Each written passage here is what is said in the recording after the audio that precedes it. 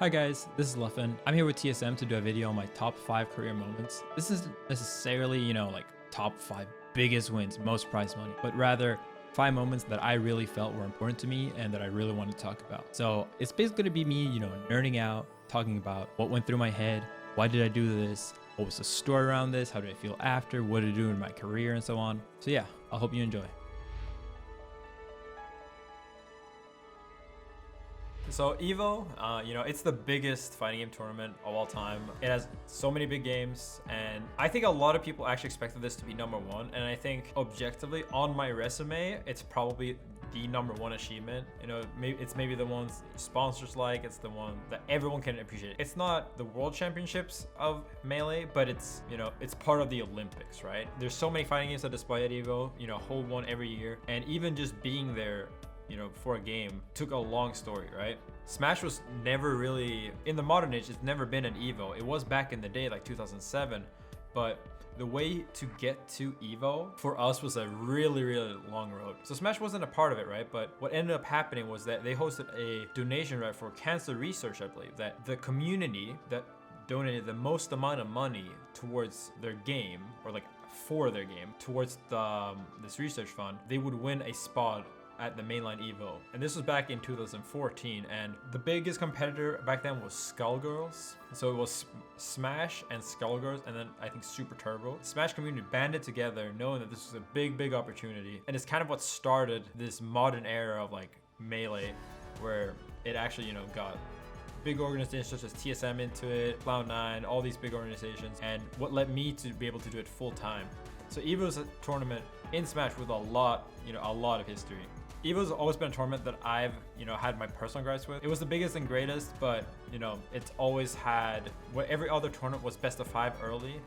This was a tournament that was best of 3 all the way up until winter finals, which is, top 3, whereas most tournaments would, start doing best of 5 in top 64. So it was a format that I personally didn't like and I was personally bad at. Historically, it's always been one of those tournaments that I underperformed at. I got a 9th 3 times, I think, at EVO, and 4th once. It's just been a really bad tournament, performance-wise.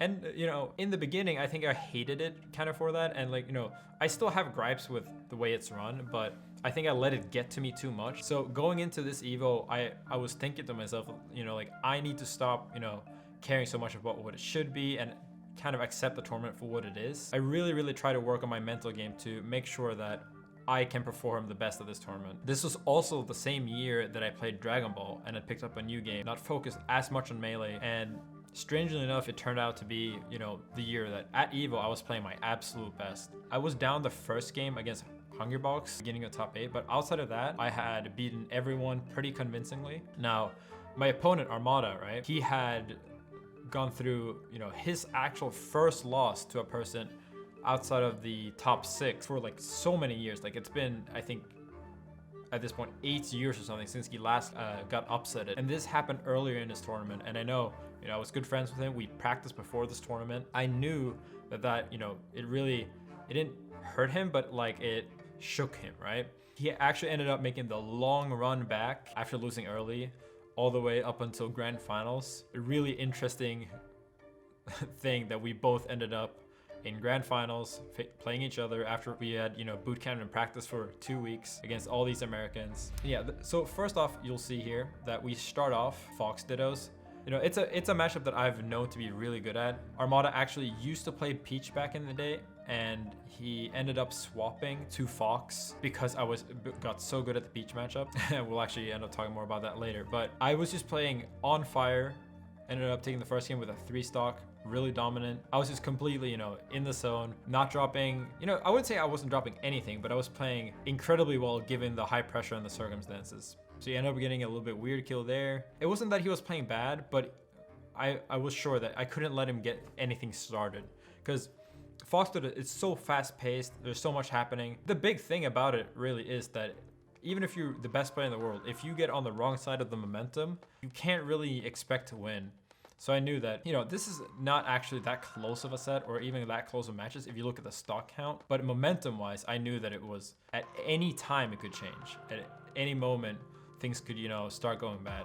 And that had happened before many times for me in different sets, different tournaments, eventually ended up winning this game as well. Kept playing really good. So I went up 2-0, and I know that this, right? This is the moment. I've always struggled with that. It's actually like, I'm a person that very often, even when I feel like I'm clearly better, I usually win 3-1, not 3-0. I go up 2-0, I start getting in my own head, I start getting ahead of myself, like, all right, I won 3-0, you know, what's next? And I knew that was a problem because Armada, the master of like taking an inch and, you know, stretching it so far. So I knew in my head that like, I can't let that happen, not now. It's EVO, it's grand finals. I might be up 2-0, it might look good, but I know that I can't lose a single game. I have to treat every single game like it's the last one, you know? Here, he ends up going back to Peach. And, you know, my melee career started, you know, fighting his Peach. It's almost, you know, it's not fate, but it kind of feels like sometimes that it was that how it ended up, you know, being the last game, being the last obstacle, the final boss. You know, he starts off killing me with a chain grab. This is why he picked FD. You can chain grab Fox very easily here. And you can kind of see me and then I'm like, all right. I haven't won yet. I gotta fight for this. And this is a matchup that, you know, usually I was amazing at, but I hadn't really, truly practiced it for a long time because, you know, Armada's been going with Fox for so much. Getting the kill here. And yeah, so the only interesting thing here really is talking about like Final Destination, the mashup. Fox is a character that with amazing mobility, he can shoot the lasers, you know. Although you don't need to shoot them as much as I did here, I knew that when I'm not playing 100%, when I'm not feeling 100% warmed up in the matchup, this is what I should start off with. And you can kind of see me do that in this situation right here. I get, you know, I drop this combo, but I'm like, all right, I'm just gonna go back, shoot the gun, make him run into me. And as soon as I started doing that, the matchup kind of shifted.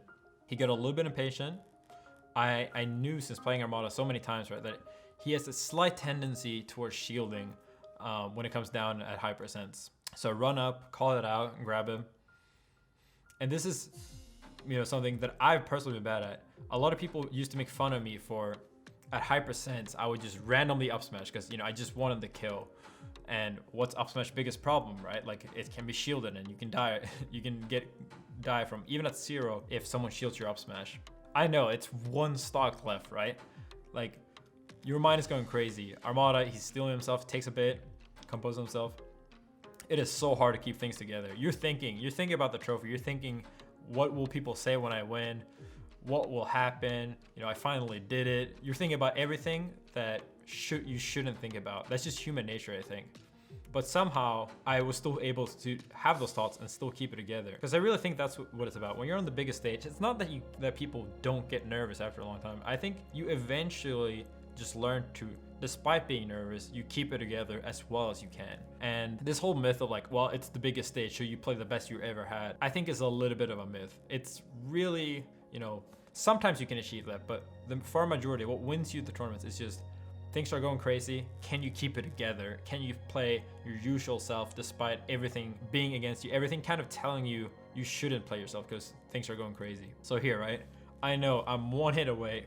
I lost so many tournaments, so many sets. So I make sure, right? I dash dance, I dash back and forth, checking him. What is he gonna do? Is he gonna hold shield? He's waiting for me to throw out something stupid so he can grab and kill me from one hit. I end up getting it, I end up killing. I pop off, I jump out, I scream. And this is really funny that I taunt here and I actually did not remember. Like I was so taken out of it that when I look back at it, it's like, wait, I taunted? I'm not sure if I actually intended to taunt. I still don't know. It will be a mystery forever. If I intended to taunt or that when I dropped the controller, I held it with one hand, I like accidentally hit the taunt button. But it looks very intentional, so I guess we'll go with that story. Maybe my purest of intentions was just to do the taunt, like my instincts, my unconscious wanted me to taunt. I mean, we're very good friends. He was happy for me as well. He knew how much it meant to me. And it was just a crazy moment because it had been in the works for a long time for me, you know? For everyone else, it's probably the biggest moment of my career, but it's just that kind of thing where like you work really, really hard over a long term and like time and you almost get it, but you don't really know if it's real, if it's not. Like, I mean, I've had dreams about winning tournaments, right? And sometimes you don't know, is this real? In that moment, you just like, you don't know what to do. And you just like kind of pause and you take it all in and kind of soak in it, you know? EVO was a bad tournament series for me. It was a bad time in general, but eventually I just ended up persevering, fighting through the hard times. And for me, it's just like a story of me overcoming my worst tournament, kind of. That's it for this moment, guys. This was episode 4, so yeah, we still got one more to go. I know a lot of people expected this video to be the last one, but there's still one more. I hope you enjoyed this series so far. If you haven't seen any of the earlier episodes, you can just check them out on the TSM YouTube channel. They're all there. I hope you guys enjoy my final top 1 most important career defining moment. All right, that's it for this video. I hope you guys enjoyed it. If you did, then I'm sure you're interested in knowing what other moments I chose for my top 5. So yeah, keep an eye out for the next episode in the series.